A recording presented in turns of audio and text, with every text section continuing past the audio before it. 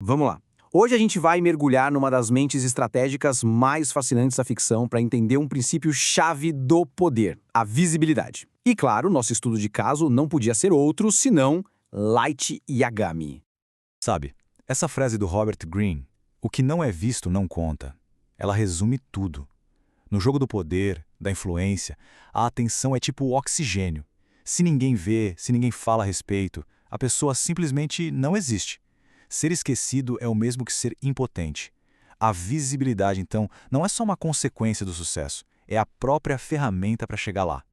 E é exatamente aí que a história do Light Yagami entra. É quase um manual prático disso tudo, porque ele não só entendeu essa regra, não. Ele pegou essa ideia e transformou numa arma psicológica, uma arma para manipular o mundo inteiro, mesmo estando escondido nas sombras.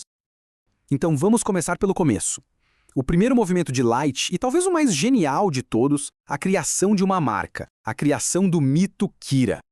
Pensa bem, quando Light encontra o Death Note, a primeira coisa que ele faz não é só sair matando criminosos. Não.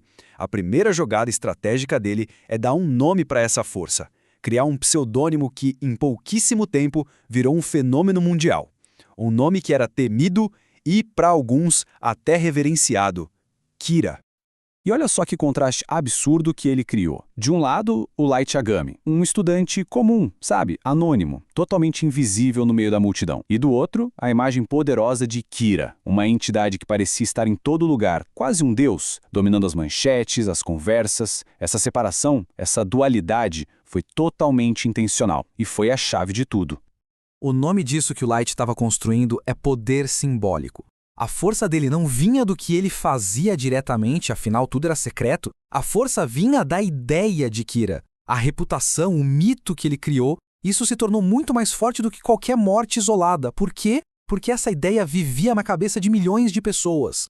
Então, o ponto central é esse. Light sacou que, se ficasse no escuro, seria irrelevante. Para combater isso, ele transformou o terror num verdadeiro espetáculo. Cada morte não era só uma morte, era uma declaração pública. Um show, tudo pensado para que o nome Kira fosse simplesmente impossível de ignorar. Só que, claro, criar o mito foi só o primeiro passo. Agora a gente vai ver como Light começou a manipular, a jogar com a atenção que ele atraiu. Ele foi tão genial que transformou até a perseguição policial numa arma a seu favor. O método dele era cirúrgico. Primeiro, o espetáculo. Quem não lembra dele sincronizando as mortes dos criminosos para acontecer ao vivo na TV? Era puro teatro. Segundo, controlar a narrativa. Ele mandava mensagens para a mídia, ele ditava a pauta, fazia o mundo discutir o Kira nos termos dele. E terceiro, o mais impressionante, usar a oposição como marketing. Cada ação da polícia, cada jogada brilhante do L só servia para deixar a lenda do Kira ainda maior. Era publicidade gratuita. E olha, essa estratégia do Light não é nova não. Ela lembra muito a de mestres da autopromoção, tipo o P.T. Barnum, o rei do espetáculo, sabe? Ou até mesmo Napoleão, que era obcecado pela glória. No fundo, o Kira era isso, a busca pela glória, só que numa versão moderna e, convenhamos, bem mais aterrorizante. Mas... e aqui a história começa a virar. O que acontece quando a ferramenta vira um vício? Porque a mesma atenção que deu poder ao Light começou a se transformar na sua maior fraqueza. É isso, chegamos no ponto de virada, o momento exato em que a maior força do Light se torna, na verdade, sua fraqueza fatal.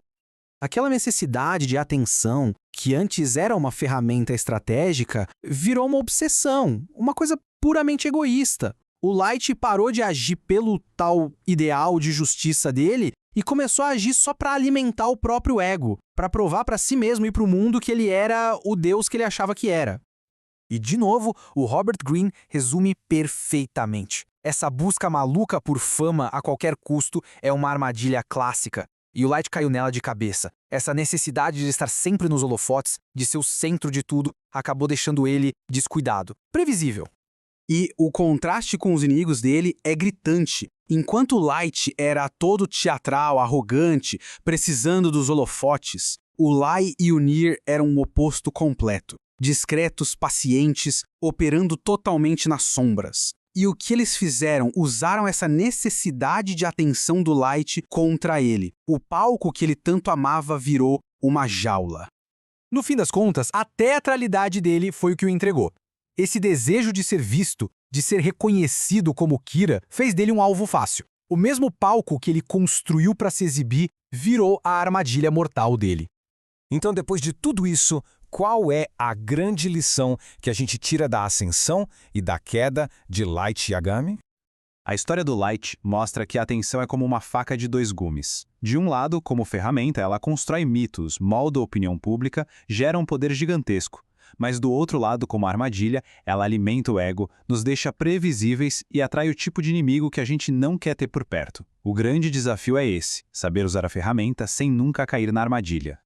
O ponto de virada, a causa da derrota dele, foi exatamente essa. Ele foi consumido pelo próprio incêndio que começou. Enquanto ele manipulava a atenção, ele estava ganhando. Mas no momento em que ele começou a se achar maior que o próprio mito que ele criou, foi aí que ele perdeu o jogo.